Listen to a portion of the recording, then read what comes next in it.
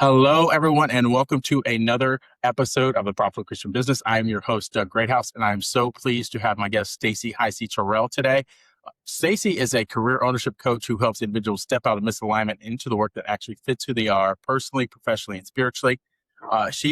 I deeply agree with what she believes in. We were all created for meaningful work. So without further ado, we're going to dive right into this podcast episode. And one thing I like to do right off the bat, Stacy, is ask some just getting to know you type of questions, right? So before we can talk careers and alignment, I know you have four, this is crazy, four teenagers at home.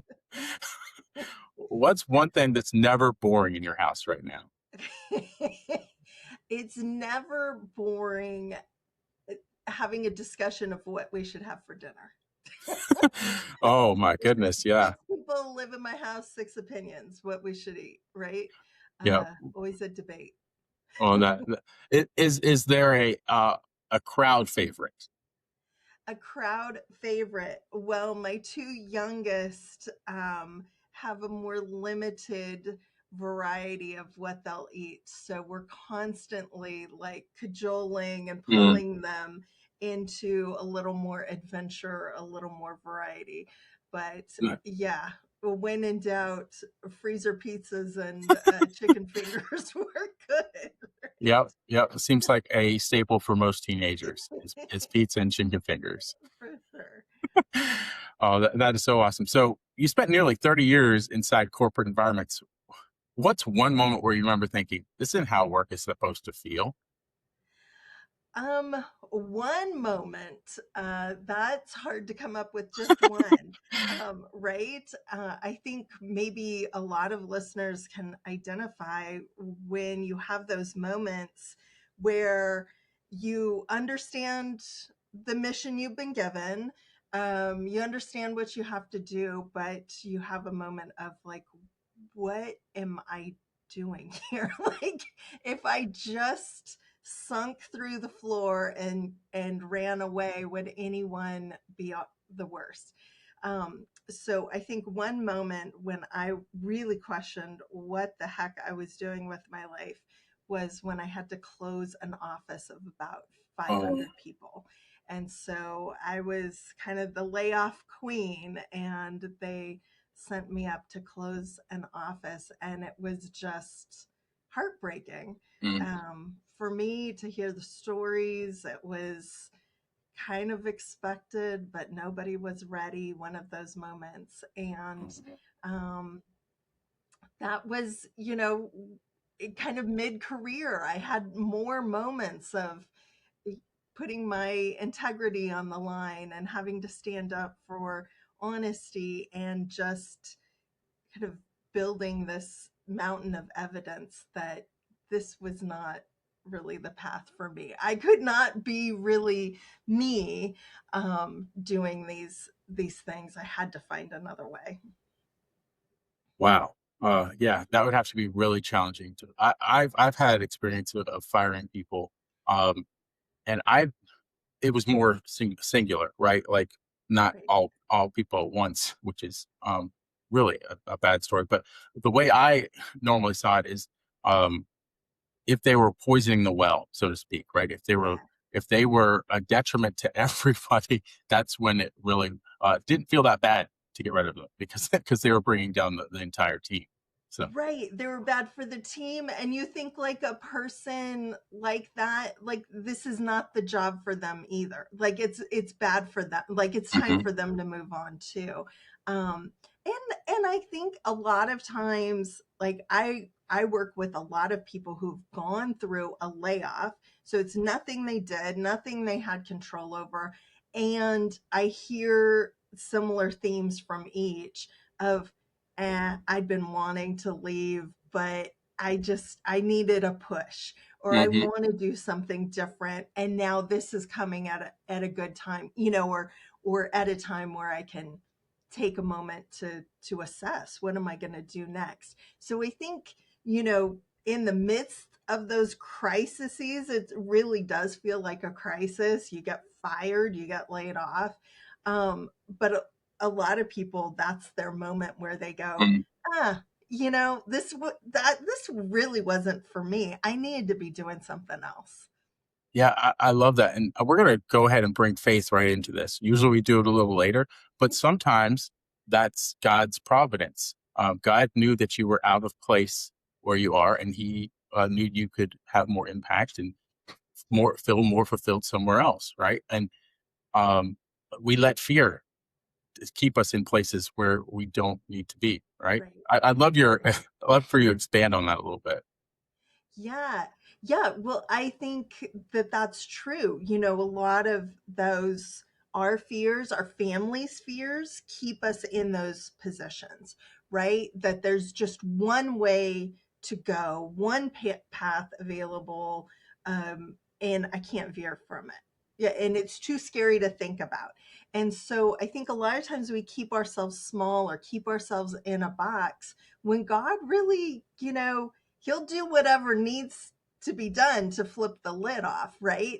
Yep. And sometimes that can be really uncomfortable. A layoff or Hmm. a relocation, or I've had good friends who've been fired, and it's like, oh man, I really, I should have listened when it was a small voice, and now Mm.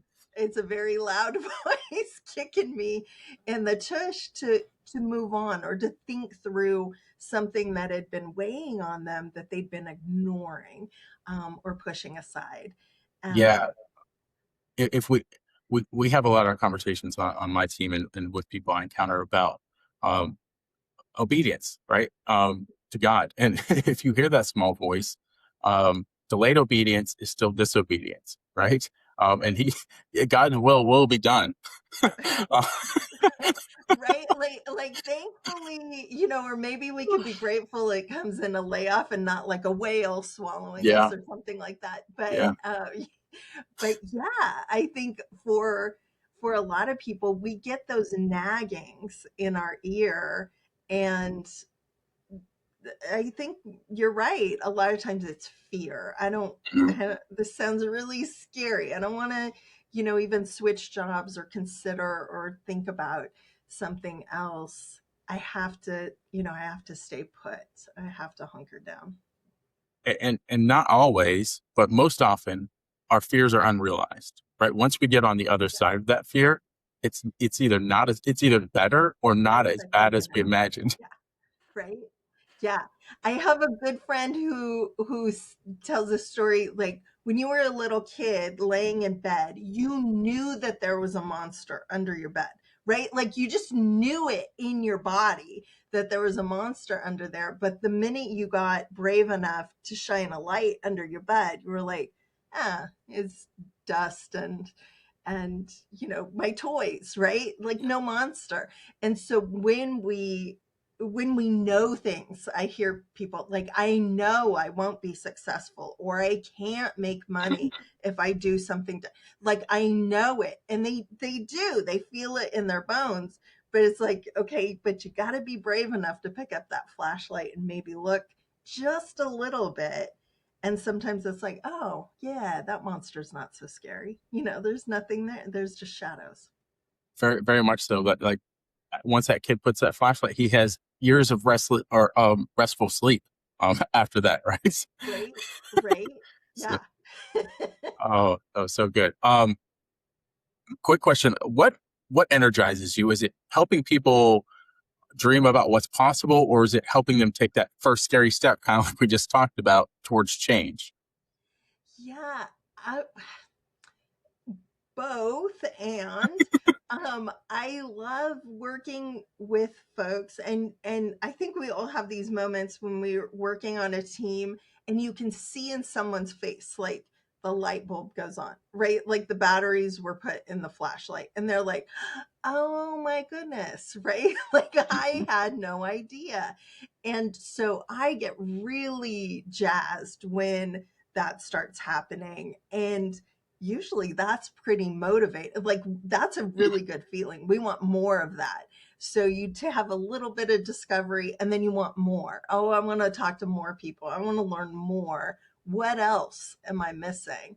And that really starts this, pushing of fear out and really exploring and navigating a new world that, or new paths that God might have. Again, taking the lid off the box, right? Instead of thinking small, starting to think really big about our impact and what our families could be like, what our lives could be like. Thanks for tuning into today's episode. As a Christian entrepreneur, we want to give you something for free. If you go to clientsforthekingdom.com, we have an ideal client avatar generator on there for free. It's something that we've spent thousands of dollars on, countless hours out, and building out this structure of showing you who your ideal client avatar is and an offer stack that can work for your business.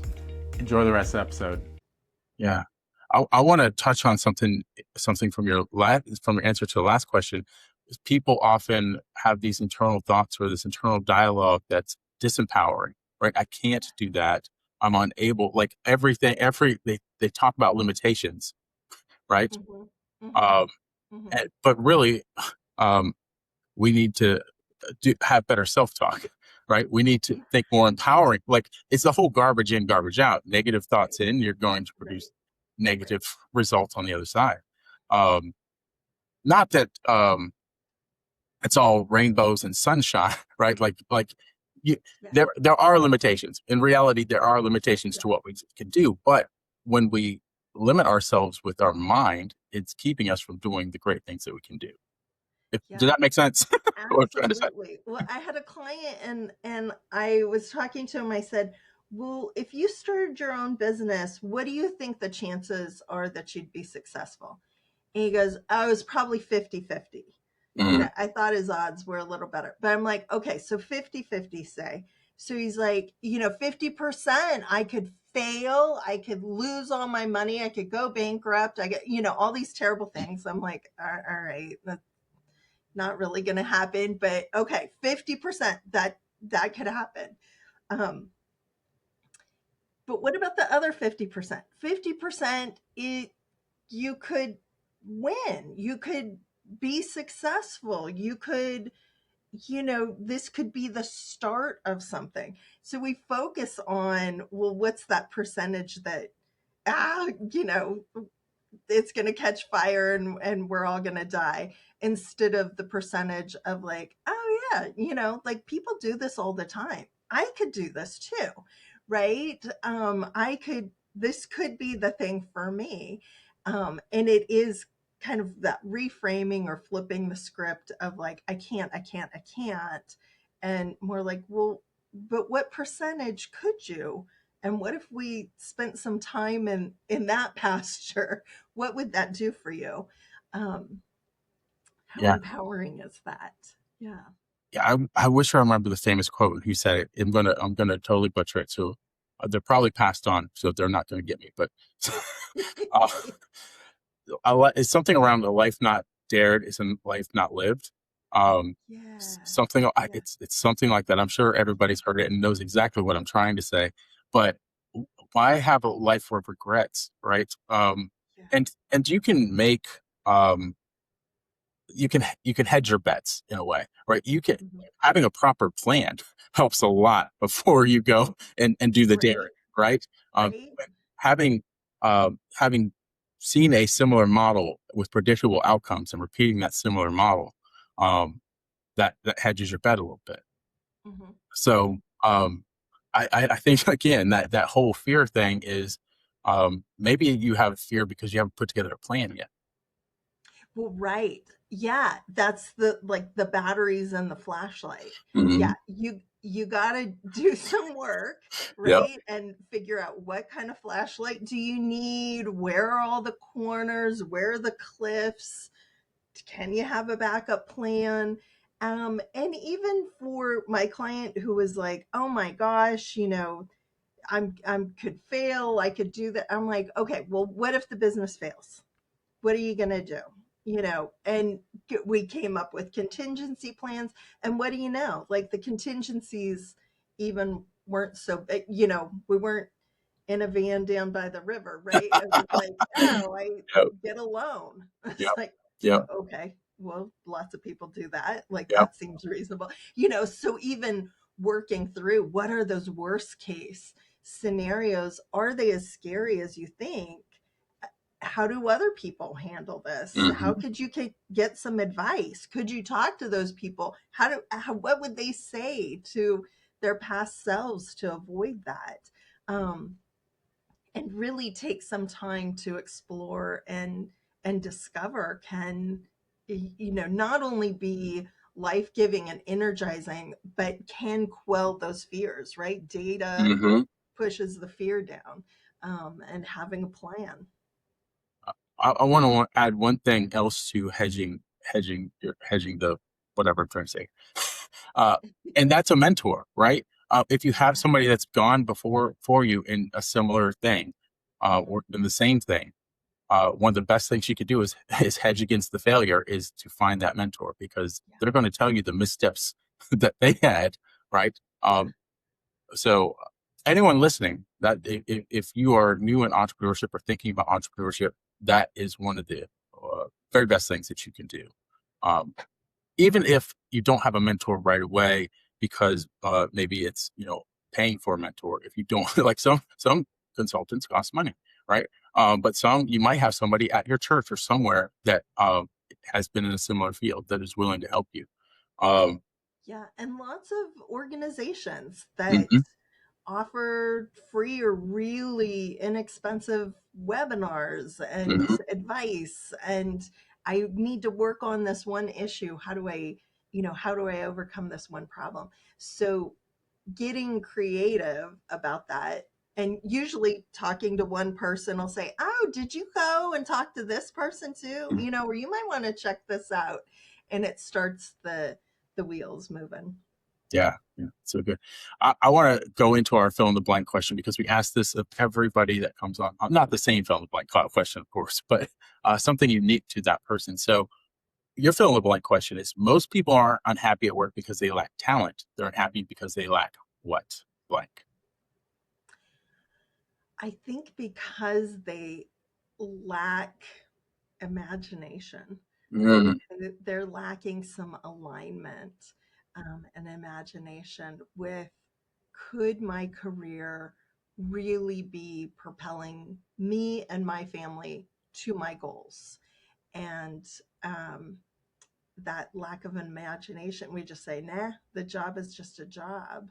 mhm. But it doesn't have to be, right? It really doesn't have to be. Yeah, I love that perspective. And a lot of times they're just focused on the job and not what the job can do, from like, if you get a raise in income, maybe it's not like perfectly aligned with your skills, but you think about that raise in income, how that can empower other parts of your life that you do find fulfilling. Um, Mhm. yeah, so good. Yeah, right. I had a client and her dream was to work at a foundation that gave grants to Mm, different cause, and she wanted to be part of that granting money. And so we were talking quite a bit, and I said, "Well, what if instead of working for the foundation, like what if you started a foundation?" mm, And like blew her mind, right? And all of a sudden she was like, if I had this much money and I had friends that had this much, really wasn't as big a deal as she was imagining. She's like, then I would have total control. I could do this, I could do that, and it just again started the ball. I'm like, okay, see where it goes. Like, and that could be, my 10-year plan, mhm. right? To do that, to get that running. But when we think small, we do small things, we have small impact. So how do you get the lid off? And it can be really in creative ways, to think about your impact, the ripples that you send through society. Yeah. Oh, I love the ripple effect. It's my favorite. Uh, Yes. yeah, I kind of want to talk about what you just said. And a lot of times we fail to dream big because we're afraid of our own limitations, right? Yeah. But I always tell somebody, it's the whole, if you aim for the stars, you're gonna hit the moon, right? Um, Right. Right. and is that so bad? Right. Right.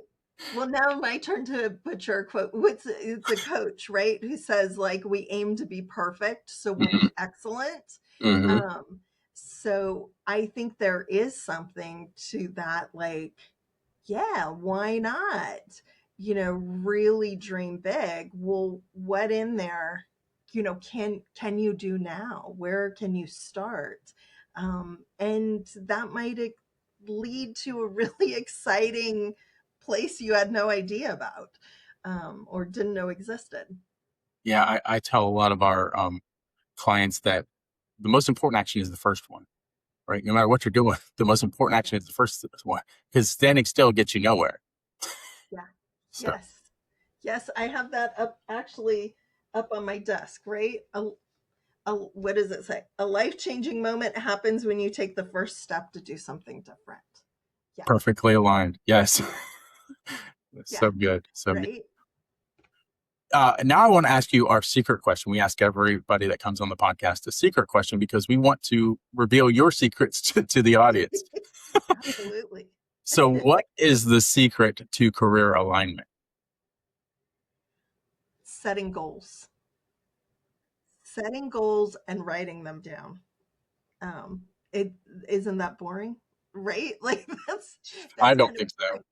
boring, right? Um, but research has showed that if you write down your goals, just whatever they are, if you write them down, you are 3 times more likely to achieve them than if you don't.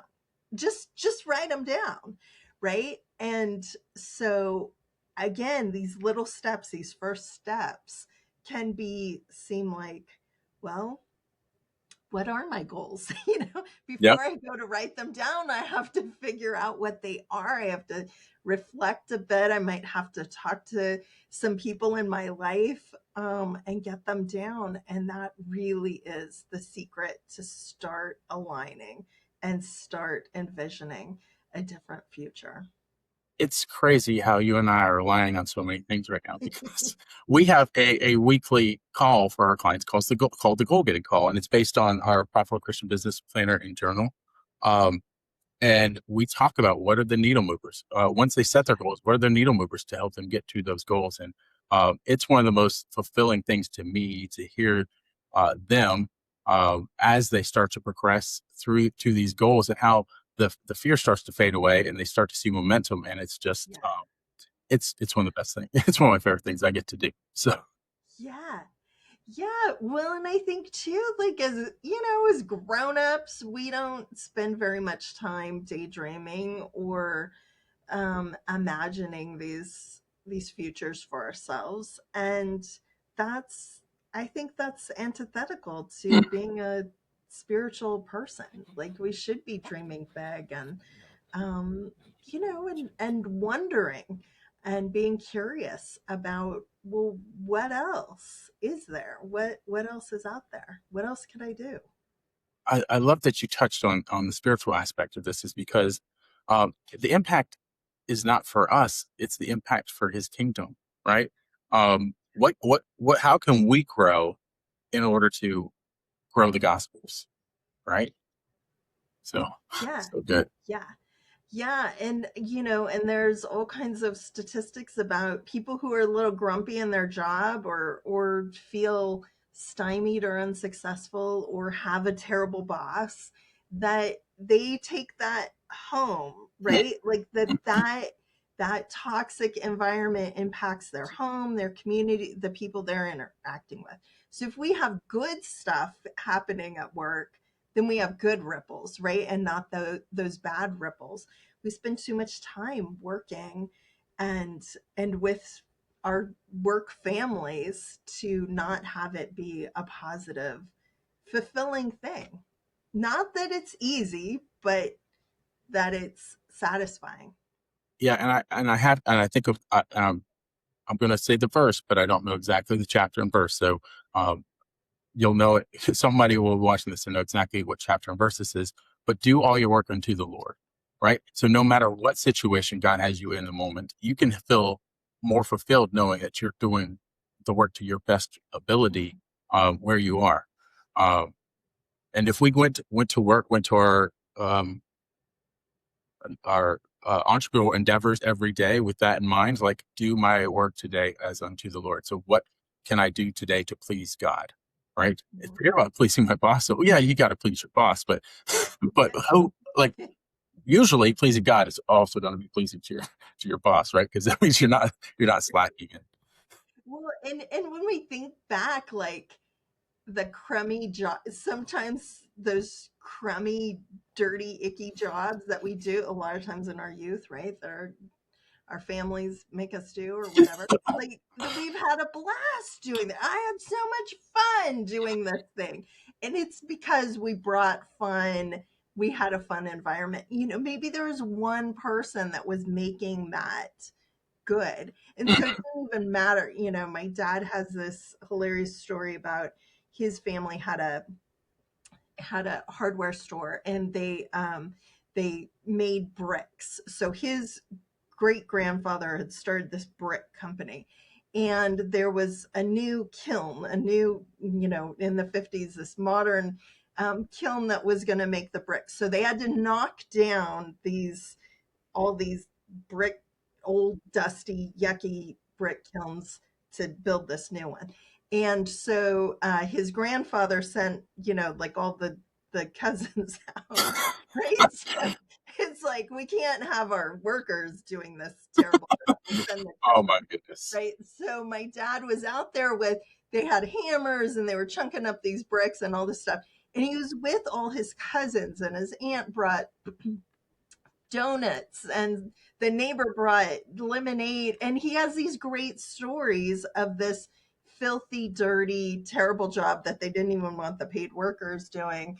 And and it helped shape who he was. And I think about, like, well, he's had lots more fun jobs since then, but he really reminisces about the environment that the community created doing this terribly physical, dirty job that they still made it fun. And so I think some of that is the attitude you bring, do all your work, but also, what are those add-ins? And if we were in a little more positive environment, or environment that allowed those add-ins to come, how does that ripple out? Does it make you want to work harder or better, or bring those stories down to influence your children and grandchildren too? So Yeah.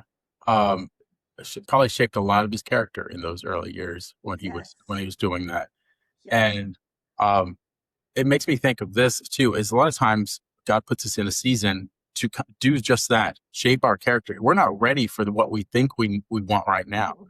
We need to be molded and shaped so that we can be in the best spot. God doesn't want us to fail when we get there, right? So he's molding us in these earlier stages in order to prosper in that stage.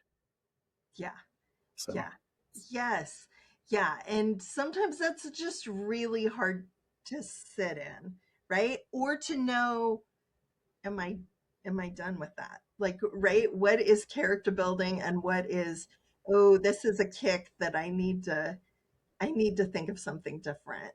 And that takes reflection, right? Like, Yeah, that takes some time to discern. yeah, discernment. You brought and if you're in constant prayer with the Lord, you can feel more of a guided path, right? If you're out of alignment with the Lord, and you start to lean on your own understanding, then you may go off course, right? So it's just Right. important to be in that constant communication. Yeah. Yeah. Sir, I'm glad And you brought that up. sometimes, yes. And sometimes that's just really hard to do by yourself. Mm-hmm. So I think, sometimes working with a coach, um, you talk to family, but there's also some magic into talking with someone that you don't know, that doesn't know the answers to the questions they're asking you. And you might have some of those, like, oh, those aha moments, or the light bulb moments, where it's like, oh yeah, okay, yeah, there is a pattern here, I'm seeing. Yeah. So you've worked across healthcare, legal, government, energy, very different places. I Uh, know. I kept what trying different things. You could see like nothing was really working. I just kept trying. so what I want to know is, are there particular patterns that kept showing up no matter what industry it was?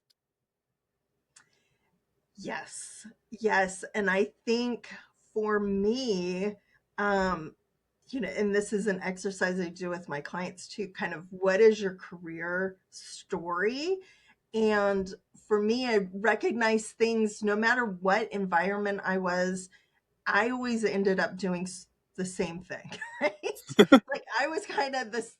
I found the same tasks interesting. I'd find the same people no matter where I was, and so that helped kind of inform. Maybe I should lean into this, right? Like Mhm. these are my. This is my skill. But I think also you find, and it's a little different flavor depending on industry or job, but you find that same type of lid, right? Like I always felt the lid come down. Like I wanted to be me and pop that lid off, and I couldn't.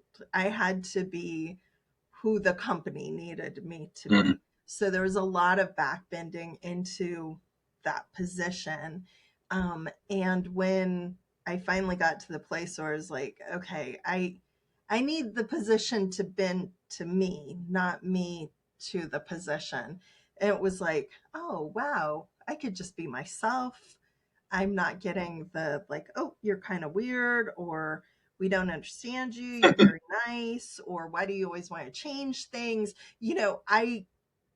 I could kind of set my own culture, and that was it felt like the lid flying off my pot finally, right? And at age 50. It took a minute. Yeah. No, it's all good. You were being shaped, kind of like we just talked about, through all those Yeah. things to be the best possible. Um, at this point, at that point in your life, I love, and that's kind of like a good segue because I feel like a lot of that's the birth of entrepreneurship for a lot of people is they keep, no matter what industry or job they seem to get, they keep hitting You're that hitting lid. those walls, right? You're still hitting those walls. I can't be me. I can't fully be me. Yeah. So that's when a lot of people take that leap of faith. Is like, okay, this is safe, but it's limiting, and I feel like I can have much more impact if I do my own thing. Hmm. Uh, Hmm. and applaud everyone that does that, because again, it's not for the faint of heart. Let's put it that way. Right. Right. Well, there's like the goals, right? You have to know that those goals are going to catch you, right? When you start doubting, like, what am I doing? That those goals will call you back. Like, oh yeah, right? This is why I'm doing this. This can work, right? Yeah. Let's talk about this. Let's circle back to alignment. Mhm.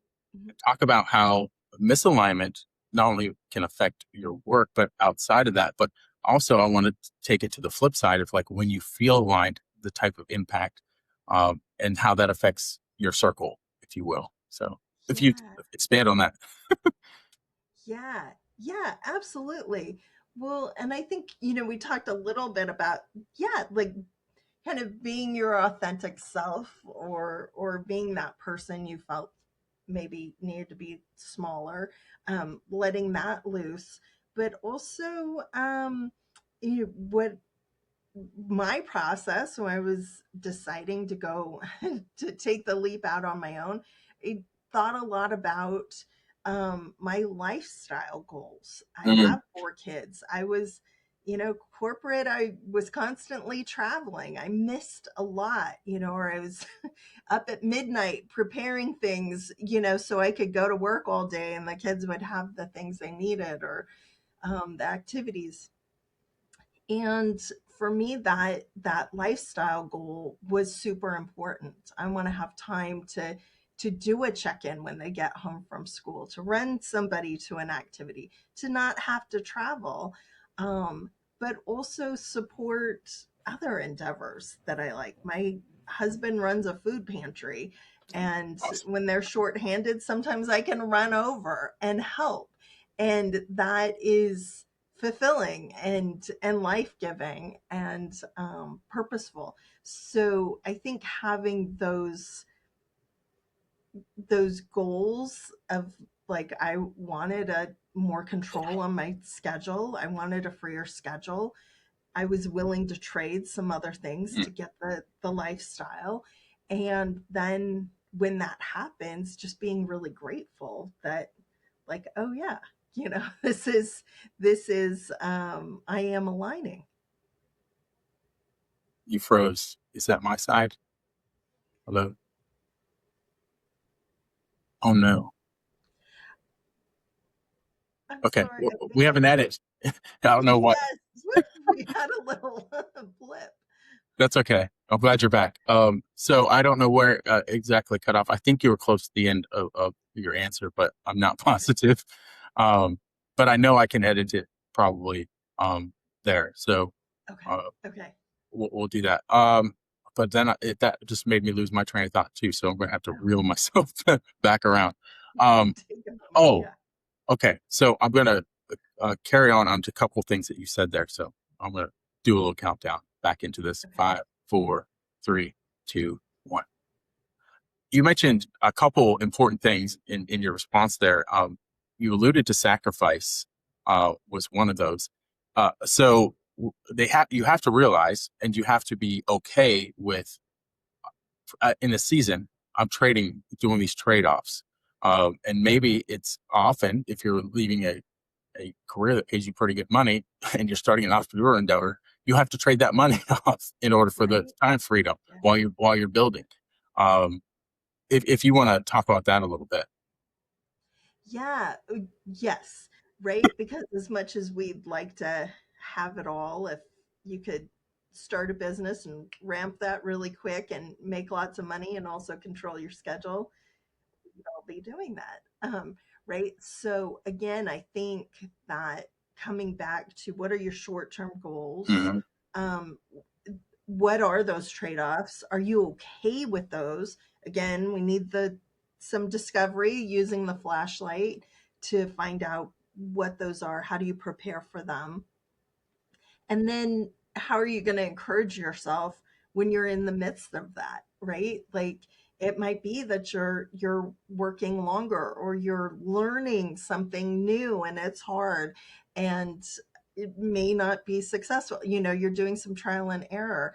Like, how are you going to stay up? Do you have people around you that also support those goals that can cheerlead or encourage you? Like, well, yeah, you didn't make $1 million, but you were able to, make it to the little league game. Like, Mm-hmm.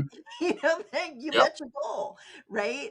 And so I think keeping that top of mind, but also having that cheer squad around you when you're in the middle of it, it's hard. Yeah. Yeah. Two things there. I love that you mentioned. I think you have to define what wealth or being rich is to you. Yeah. You may not have the millions of dollars, but the wealth is your time, right? Uh, Hmm. Hmm. Time is our most valuable resource that we have, Right. more so than money. So sometimes that trade off is more than worth it. So Hmm. um, Hmm. so good, and I love that you brought up community. Sometimes people go into entrepreneurship and they continue to hang out with their job folks, right? And the job Yeah. folks don't understand, right? Right. Like, Uh, what are you doing? Yeah. Right. so getting in the right communities with people that are either doing the same thing that you are and or like you said, cheerlead you on, and also maybe they're a little bit further down the path can help guide Yeah. you along the way. I Yes. think so much can be gained. Let's talk about hedging again. If you can get in the right rooms, the right communities, Yep. with people that will support you, instead of drag you down. Right. Right. Yeah, absolutely. Well, and I think too, like getting our families on board Mm. and being transparent with them. This is why I'm doing this. This is how I need you guys to help me. Um, things might be different in these ways. Like, are we on board? Mhm. And finding those teachable moments, but also like, you know, my kids were sending me text messages before this podcast. Mom, do a good job on the podcast, right? Like they're Yeah. excited about it and me trying new things. So that can be really, that's really thrilling to give up those even little guys in your life an opportunity to participate and have some ownership too. Yeah. I love that. One of the phrases you use is career ownership. What does that actually mean for someone who feels trapped, burned out, or afraid to make a move? Yeah, I think even taking some time to imagine, where are you in the career car or bus? Like I've had people tell me like I am like in the luggage rack at the back of the bus, right? Like I'm not even inside the vehicle, right? Like is it going to take to move into the driver's seat where you can say like here are my goals. I want to make money, or I want more lifestyle, or I want to have a bigger impact or leave a legacy, and I want it to look like this. How do you make that happen? So the career ownership really is that finding that alignment, right? So first step, we keep harping on it, right? Set the goal, Yeah. and to dream a little with those goals. What is the impact or those longer term? What's my legacy that I want to leave? What do I want to give my kids or have people say about me when I'm not here anymore?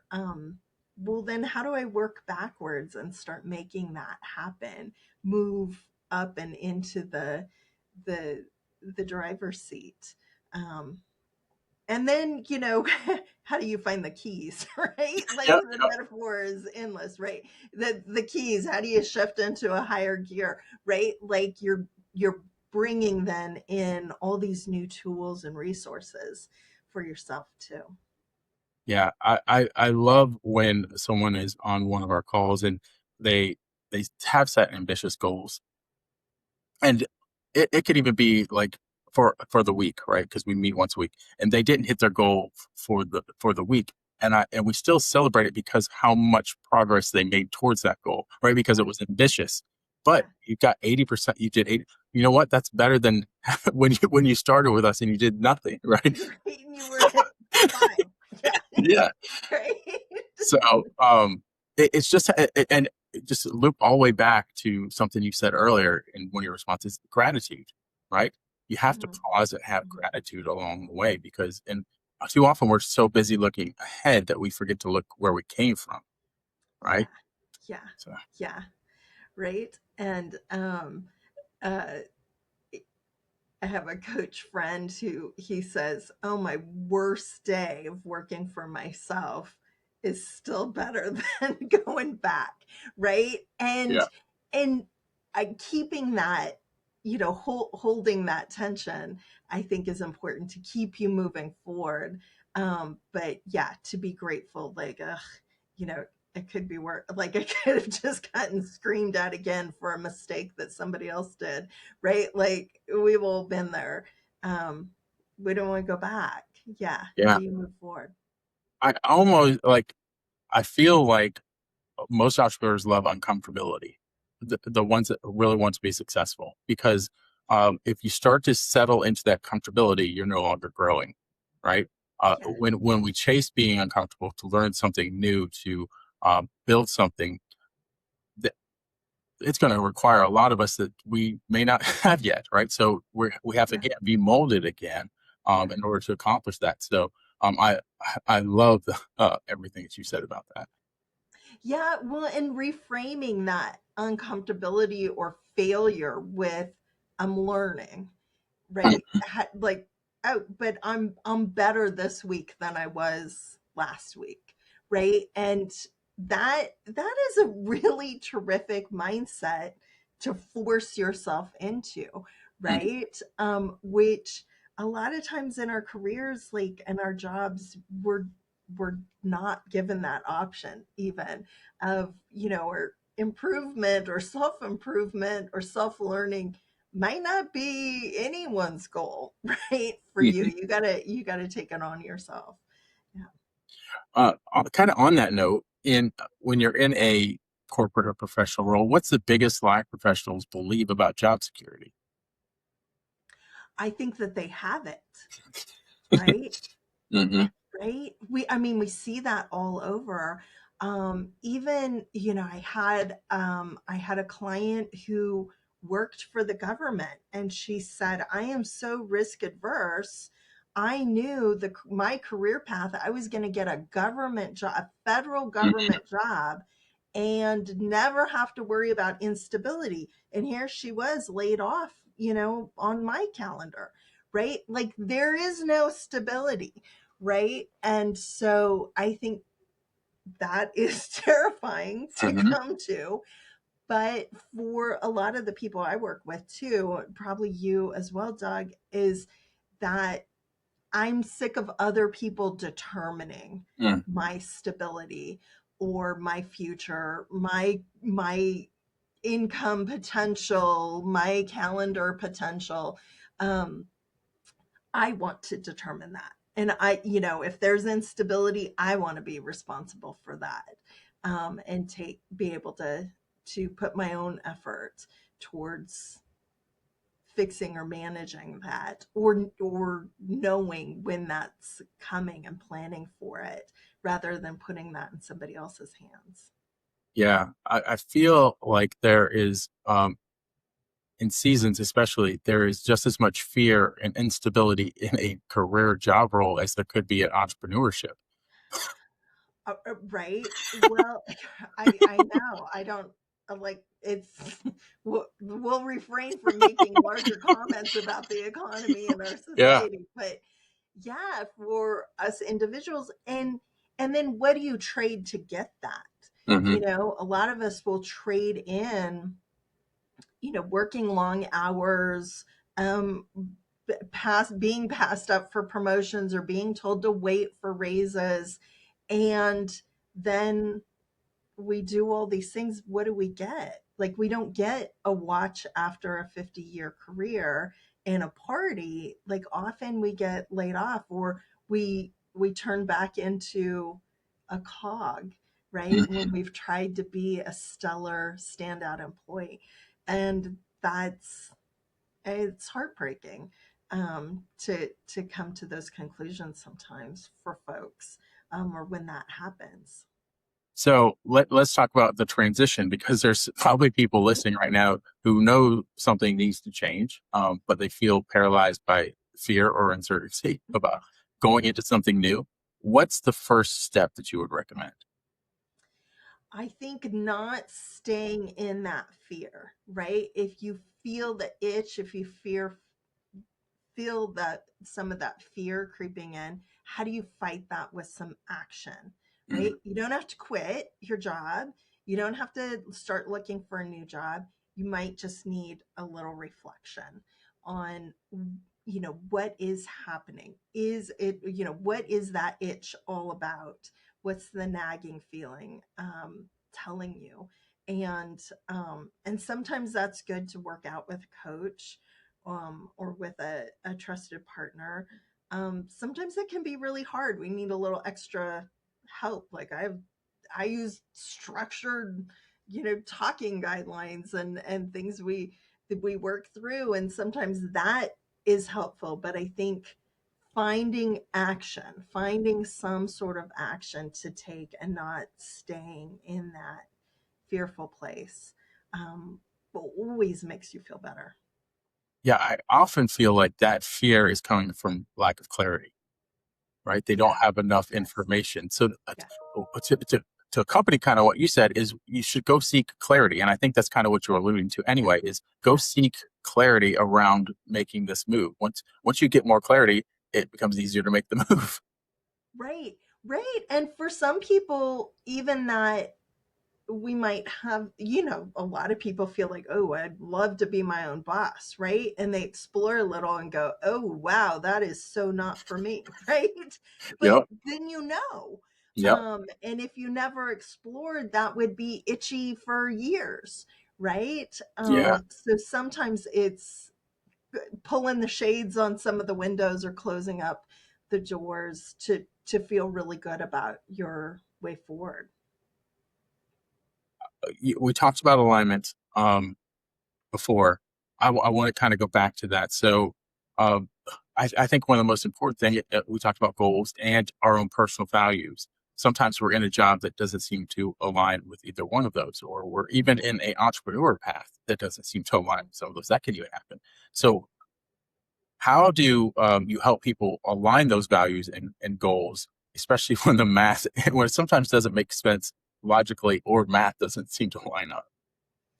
Yeah, yeah. Well, and again, I think like sometimes it's finding the clarity, like Mhm. what exactly is clashing. Mhm. It might not feel good, but then when you realize like, oh my gosh, they keep asking me to bend my integrity, or I'm Mhm. selling something I really don't believe in, I really don't feel good about this process. Like, what is it exactly? And then one thing I do with my clients a lot is to spend some time thinking about what have those environments been that you've really felt that you were thriving, you were in your flow, and that it might be a work environment, it might be a volunteer opportunity, things that happen, and then identify, well, what is missing? How could you replicate that, or get rid of those things that are questioning, are causing that rub. What is it exactly? And then I again, like I'm working with a young man who isn't comfortable with, he's a salesperson, and he's like, I hate selling stuff. Like, I don't want to sell stuff, but he's a really good salesperson. And so we've done some exploration and set some goals, and he knows, like, I need to take care of these things financially, and then I will be in a place. Mhm. So it's, again, that trade-off. What am I, he's in the driver's seat, right? I'm deciding I'll do this because it's going to propel me to another place. But it took a while, a few conversations to get the plan worked out, and even, where is he headed? I feel like this next question aligns perfectly with that. So, how do you help clients discern the difference between God calling them to stay and grow versus move and trust? Yeah, a lot of that I think comes with listening and looking for what are those themes, right? How can we identify what type of season we're in? Is it a character building? Is it just, hang on for a little bit longer because we need to accomplish and knock down a few dominoes before we set off? Or a learning season. I Some of us are like, well, my company would pay for a certificate or a degree. Like, well, maybe that's worth it. And then again, that's setting you up for some future success. So really taking some time to reflect, to understand kind of where are you headed, what are those big goals on the horizon, um, and then setting some practical plans in place to get there. And sometimes it is like, well, I need to stay, Mhm. or I need to pray for a change. Mhm. We have like, I have all these client stories. I had a client, and we're in the midst of this trauma. She hated her boss. She's really kind of being abused at work and didn't know what to do. And she was praying. I was praying. Her community was praying. We were working out a plan. And all of a sudden, her boss quit, and she got moved to a whole different structure in the company. And it was lovely. And it was like, oh my gosh, the problem, like, it kind of worked itself out. Like, okay. And, crisis averted. But in the midst of it, we taken some time to really identify what is the issue. How can we pray? How can we prepare? How can we get ready for this? And know then when it's relieved or when a new door has opened that we can go through. Yeah. The whole Christ works in mysterious ways things comes to mind. Be ready for when you pray for something for God to work it out differently than what you expected him to work it Like, oh out. my gosh, right? Like, I didn't know that could happen. She's like, I wasn't, we're praying for people to call her back for interviews. And all of a sudden she's like, yeah, I think I can withdraw my resume. Like, well, amen. There we go. The power of prayer. Just be ready for the unexpected. Right? You never know.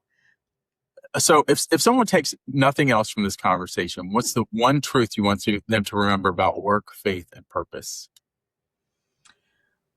The one truth, I think that work is critically important Mm. to our souls, to our well-being, but also the well-being of our families and community. And so spending spending a little time to make sure that your career aligns with your goals and some of your values is immensely worth it. Immensely worth it. So for anybody that's listened who feels stirred by this conversation and wants help exploring what alignment would look like for them, where can they go to connect with you?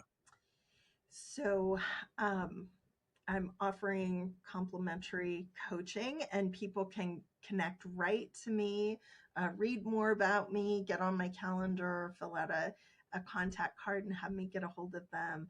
My website, which is my life, my biz, biz.com. So my life, my biz, and we can talk. Just sometimes that is a good first step, right? To Yeah. what do I need? Where do I go? Start with someone friendly. Yeah. We're going to put that link right below. And that aligns with our company values is we do a lot of what we call lead with value. Some people talk about lead magnets and things with that, but I think that's such a lesser way to describe what we do, right? Because and that's what you're offering is you're leading with value. They don't have to pay to come on this call, and you're going to give them the next step forward, whether they become your client or not, which is so powerful. And that's how, especially us as servants, as followers of Christ, that's how I feel like every one of us as Christian entrepreneurs should operate: is help someone, show somebody that you can give them value, and then they are more willing to come on board. So, yeah, absolutely. So do you have, I have one last question I ask every single person that comes on this podcast, because often someone is sitting there thinking, I didn't get to talk about this and he never asked me that question. I really have this on my heart. So do you have any parting words for anyone watching or listening? Wow, we've covered so much ground. I really appreciate it, Doug. I think I would just encourage people, right? Like that discovery really doesn't cost you anything. It just takes a little time. And even taking the opportunity to, to banish fear, to fight some of that fear that you have to take some action. That discovery is really, it can be really life-giving and fun. And I think when we stretch our minds in ways that they're not normally working, that sometimes we have these epiphanies about all kinds of things that we don't want to miss out in. So I encourage listeners, yeah, if they're feeling that itch, they're feeling a little nag in the back of their head, to do something about it. Yeah, the first thing should be booking a call with Stacy. Yeah, there you go. And the most important action is the first one. So go ahead.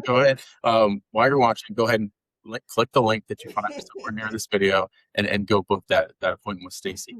Stacy, this has been so wonderful. I know I said, because I just feel like I'm a relationship builder and I love connecting with people. I feel like, yes, we had this podcast, but we're going to talk further and just be good friends after this. So Yes.